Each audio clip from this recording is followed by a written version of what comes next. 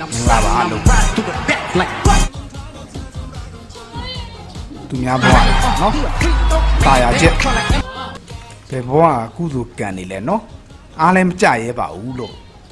ကြောက်လို့ပါနော်ကြောက်လို့ပါလို့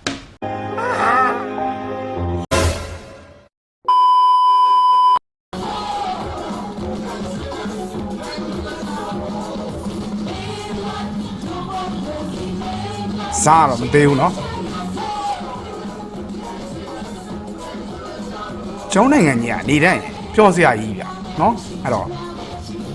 စိတ်ဆင်းရဲစရာတွေကိုတွေးမနေနဲ့ဗျာပျော်ပျော်ကြီးနေပလိုက်ဘာဖြစ်လာမှမသိဘူးမနေ့ပြန်ဆိုတာ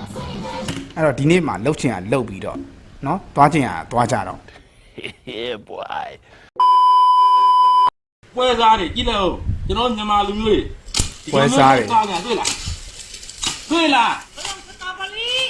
တွေ့လား ငါကြီးစိတ်တွေ ဒီလိုထုံရှင်းနေရတယ်ကြည့်လားကြည့်တော့ဒါကြော်ထိုင်းမှာရောက်နေတာ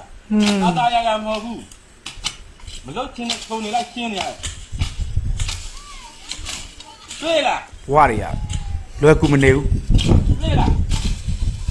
အဲ့ပွဲသားကျွန်တော်တို့မြန်မာလူမျိုးအောက်ချီရလူကြီးတဲ့တန်တရားခဲ့တာ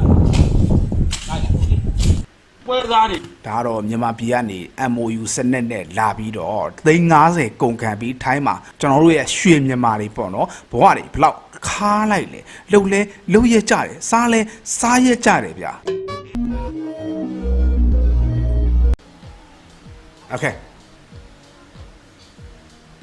နည်းနည်းပလိုက်မို့စက္ကနသေးတွေပါထွက်ကြတယ်